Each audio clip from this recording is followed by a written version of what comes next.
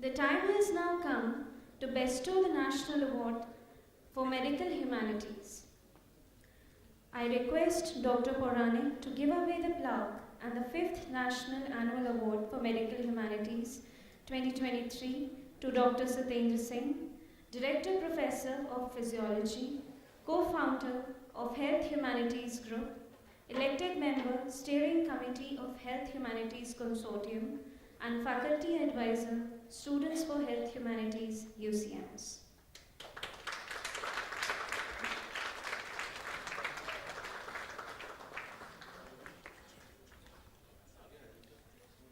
I request our guest of honor, Dr. Chopra, to please join us on the stage.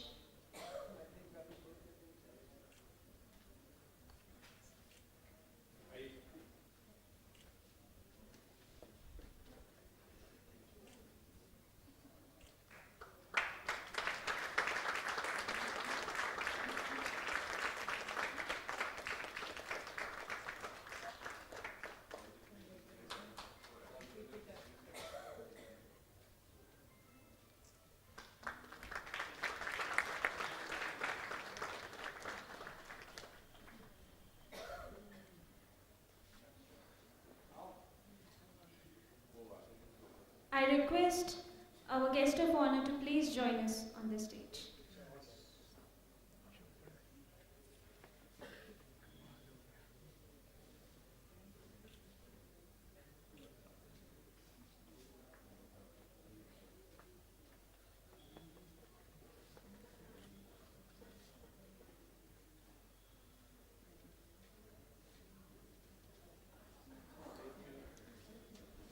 Thank you so much. I now invite Director Professor Mrinalini Kotru, one of the founding members of the Health Humanities Group, to introduce the awardee.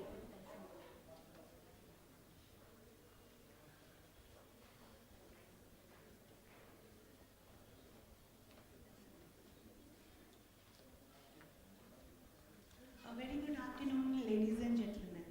Thank you for giving me the opportunity to introduce Dr. Satendra Singh, Director Professor Physiology, UCMS, to introduce him. He's a Deputy Editor-in-Chief of rank. He's the first Asian to be elected as a member of the Steering Committee of Health Humanities. The list is endless. But under all these accolades and achievement lies a man who has unwavering persistence and determination. Arjun ke saman focus to achieve goals that he sets his eyes on. He's a founder member of Medical Humanities in UCMS, one of the first of kind in the country. This journey started from the endless brainstorming sessions in MU room to now. Speaks volumes of his tireless efforts for the cause.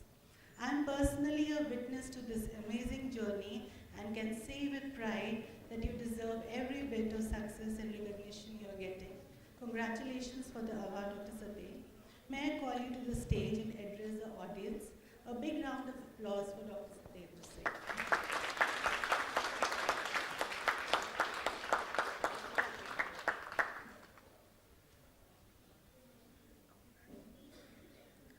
What a momentous occasion. Now let us hear from the person himself that what this award is and what this journey means to him. Dr. Satendra Singh, the stage is all yours.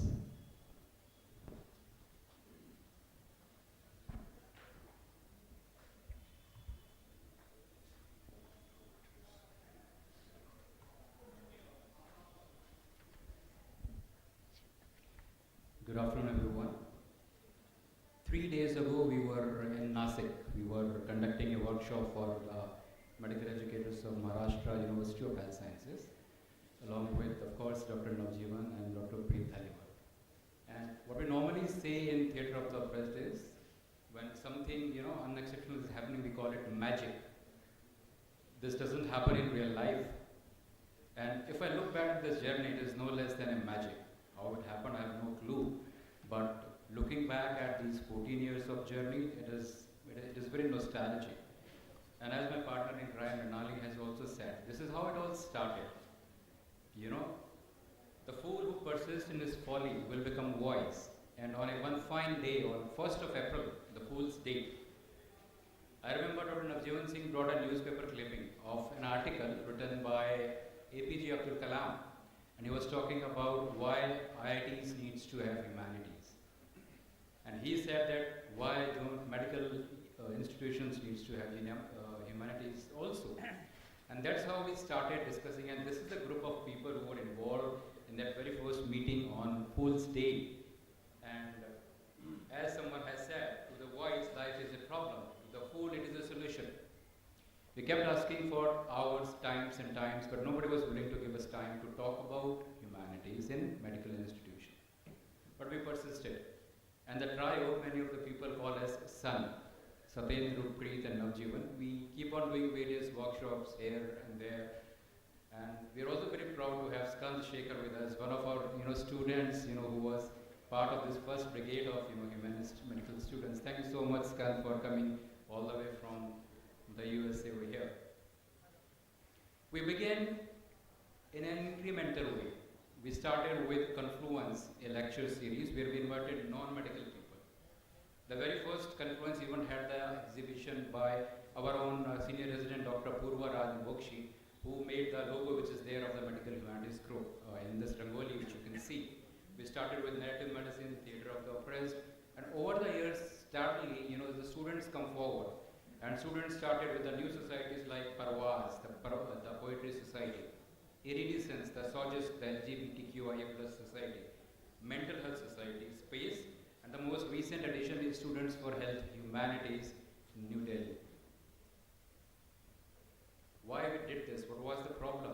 The problem was we did this study here at UCMS and we found there was a gradual decrease in clinical empathy among medical students from what they are in the very first year to what they become in the third year or fourth year. What was the cause of that? So we started various efforts. We tried to humanize medical education, and Professor Aarti Bhatwa was the pioneer in starting the mentoring program, which later on Preet Dhaliwal and my famous project was we changed it into near-peer mentoring, where students led these mentoring initiatives.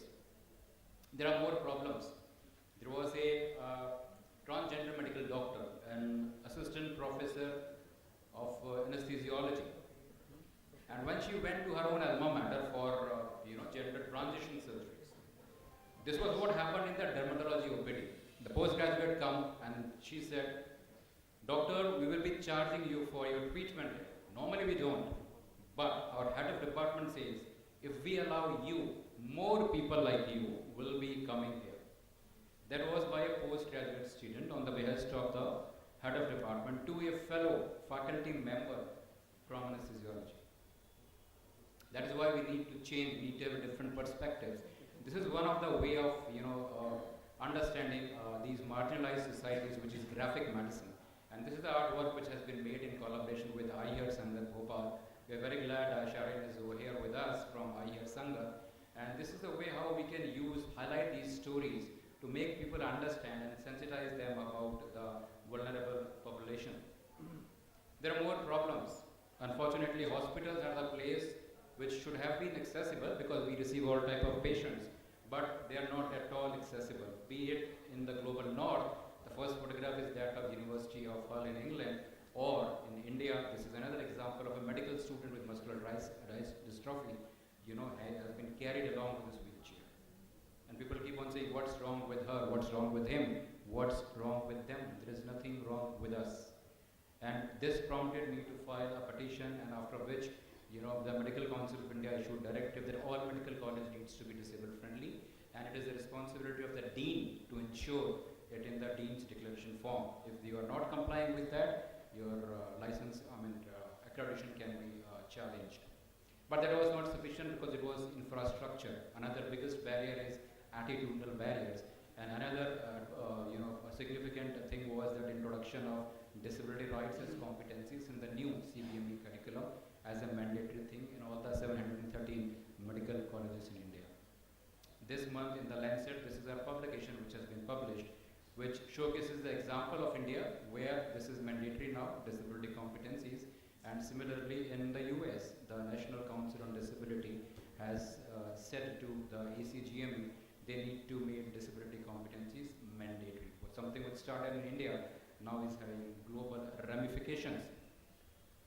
Another tool of humanities which we have used is photo voice. Another project with University of Chicago and I here Sangat Gopal, where we were involved, we give tools to the marginalized societies, transgender people, disability community. Go and document, photograph the barriers which you find during your COVID vaccination. And this was a project, Vaccine Equity, and you can see on the right side where, after advocating for a very long, a person who is in a wheelchair, for just a photo of the another person is like, so close to that person, putting their life in risk. So these are the stories which has been captured by people from the marginalized community, and this is a very good way to educate people about various things. Every problem has a solution. It may sometimes just need another perspective.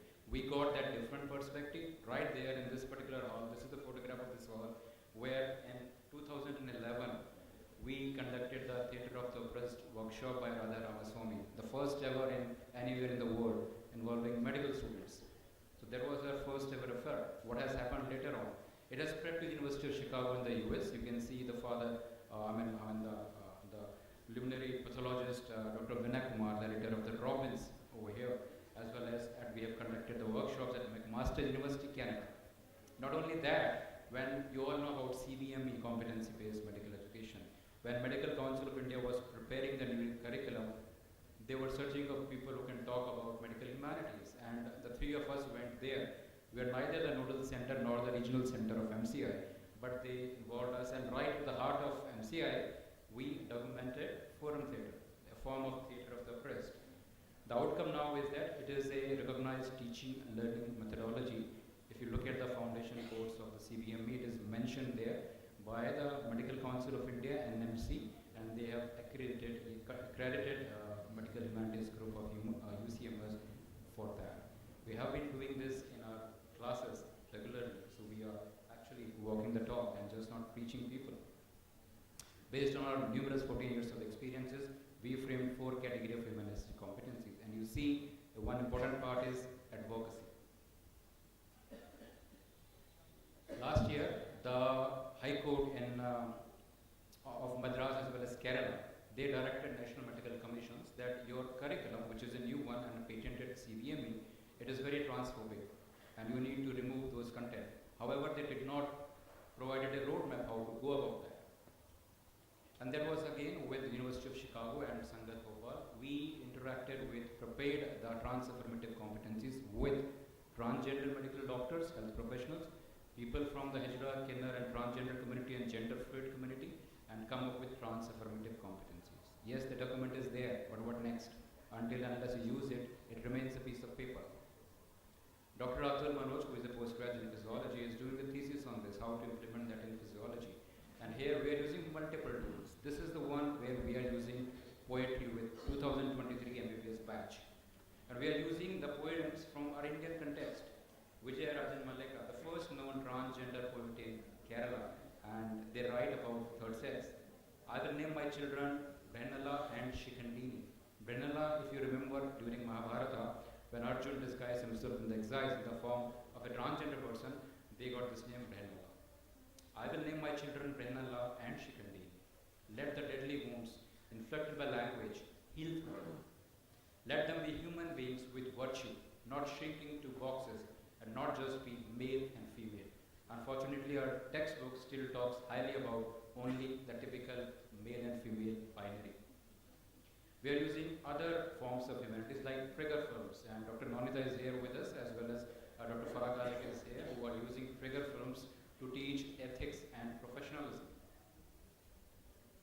Our textbook, even the standard textbook of physiology, Genome used worldwide, still uses the terms which are very objectionable, like hermaphrodite, tumor, disorders of sexual differential, whereas they are just the differences. So this paper is about how we can use human rights approach to understand these issues. And based on one of our Aksa Sheikh and my petition, the Delhi Commission for the Protection of Child Rights have now instructed the Department of Health in Government of Delhi to ban unnecessary surgeries on newborn infants or infants until unless it is life-threatening conditions. What next? We need our own culture of humanities. We need the stories from our own Indian you look at the website of the Association for Medical Humanities, you will not find any specific journal from Asia except one, which is RHIME. Why RHIME is important? One of the medical superintendent of MGIMS, Warda, a very known professor of medicine, S.P. Kalantari, he tweets that all ICUs have to have this poem. Every resident and nurse posted in ICU must read this piece, and the piece is about end-of-life care. Do not attempt resuscitation. This is how we can use the stories from our own context. Now we are running into the 10th year of RHIME. Another problem which was there was that our mentoring program was successful. What about those people who cannot come forward? What about them? And this was a very poignant piece by two of our medical students when they wrote after the death of a suicide by our own medical student. At memorial services, there is the customary 2-minute silence, during which we look around at the people gathered there and we wonder how many are desperately hoping someone will hear their muffled screams. We scan faces looking for signs, any sign that the person wakes up every night drenched in their own sweat, ready to call it quits. And we need to intervene as medical educators. And there was the beginning of the student-led mental health support groups, space, safe place for effective counseling and empathy. The resources are available on the right side, you can see, and we also have a clinical psychologist who are helping out people in need. Some of the international collaborations are now Health Humanities Consortium have realized that we need to have voices from the Global South. And I was selected as a member, the only one from the Global South in the Health Humanities Consortium. I am also the co-chair of International Council for Disability Inclusion in Medical Education. We keep on seeing those court cases happening against NMC, where they reject disabled candidates for admission into the MBBS. So we are preparing international guidelines which countries can use with reasonable accommodations.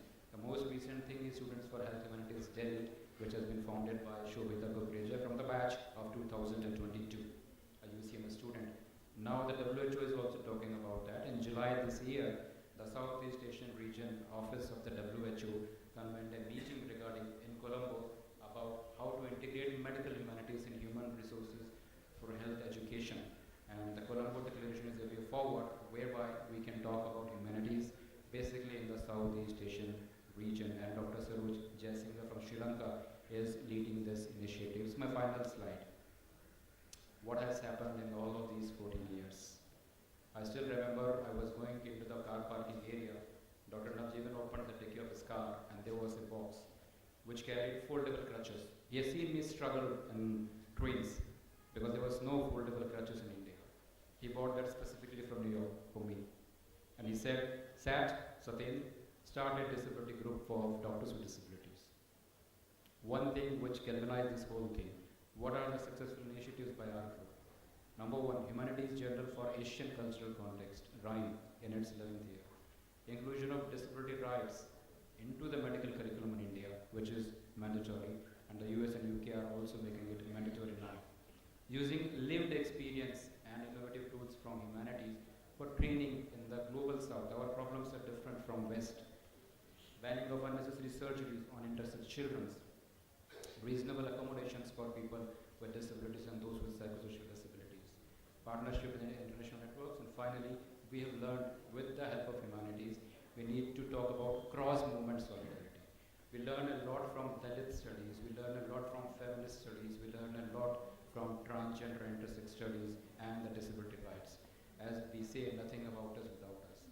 So we need to bring human rights into the patient care. So there was the journey in short. Thank you so much. My acceptance speech is in the booklet, which is with you. But I thought I should talk about how it came about and how it happened. I have no idea. It is no less than a magic. And I think it is all because of my mentors, Dr. Navjeevan Singh, our young Santa with a white bird sitting right there, and Dr. Preet Hariwal, Dr. Amir, my partner in crime. Mrinalini Richa is not here from pathology. This is the team, and the students have to take this forward. It's all up to you. Thank you so much.